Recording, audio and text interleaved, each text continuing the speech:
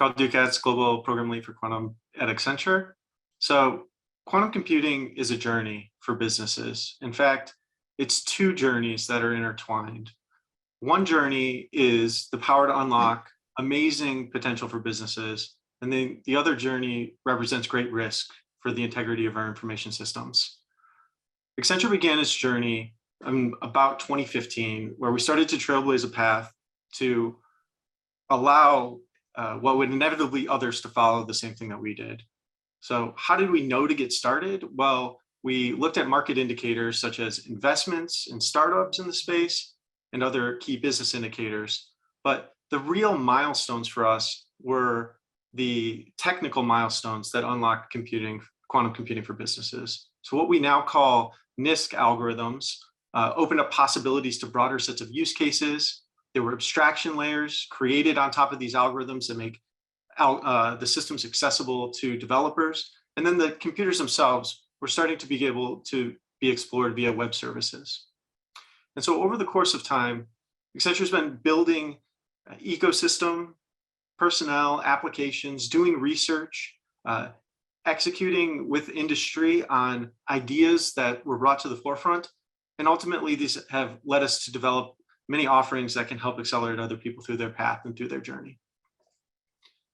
We look at quantum as a comprehensive set of capabilities that require complexity within the business in order to enable readiness. So you can think about there's talent, there's vision and strategy, research and development have to take different paths. Product and engineering may mean different things for different people. And so thinking about all of those, and then offering the scale at which a business is currently trying to execute on quantum is another thing that we try and do. So if it's more about key indicators and understanding the future within your industry, we have research to help with that. If it's investigating and experimenting with technology, we use labs.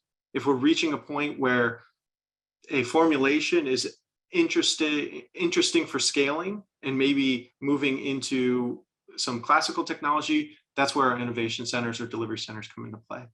So matching our capabilities with your own. When we think about approaching quantum applications, there is the business side where, from a top-down perspective, this is the business quantum stack. From a top-down perspective, we look at the business problem and understand the capabilities that are currently brought to bear. Then we investigate what a delivery would look like for that particular problem within the quantum ecosystem. We design a user experience that makes sense for the operators, people who care about this problem. What do they want to see? What do they need to know in order to execute on it? And then look at the application services to support that. Finally, we get down to the new, which is the quantum integration, integrating to a quantum system that exists today, and then ultimately the computation that is used to run that. Now, this is the business approach, the top-down approach to getting to something meaningful within quantum computing.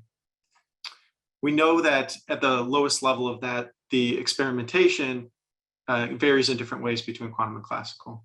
But as you move into what this journey looks like for a business, there's a publication we have called Quantum Impact. It walks through all of these points in finer detail.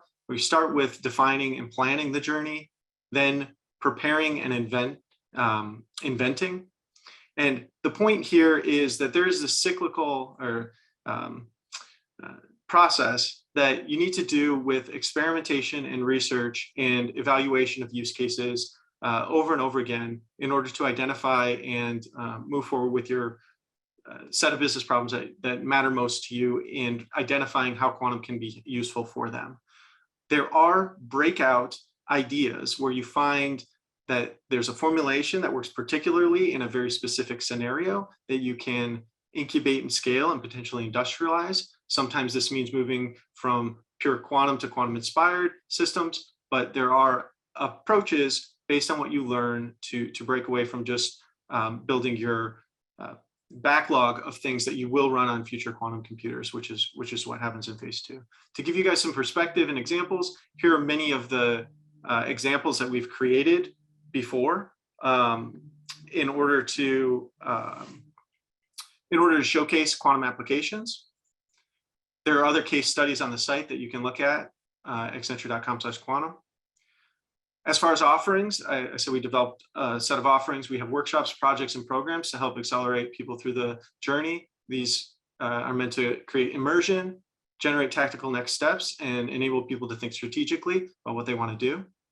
And then also, I mentioned the risk side. So cybersecurity is now the threat for cybersecurity is clearly understood, and the timeline is starting to be laid out for us. We understand now what store now, decrypt later means, and the threat is identified. We know that it's going to take a long time for industries and companies to implement this. And so getting started can reduce your cost over a long period of time. There's journey maps and transitions to help people understand what steps they need to take and get through this. And ultimately, we help by enabling quantum safety readiness assessments, implementing crypto agile systems so that you can switch to the newest standards as they come out, and then helping identify which standards to switch to in order to make sure you're protected. So if you'd like to learn more, you can reach out to me or check out accenture.com/quantum or contact us through the forum.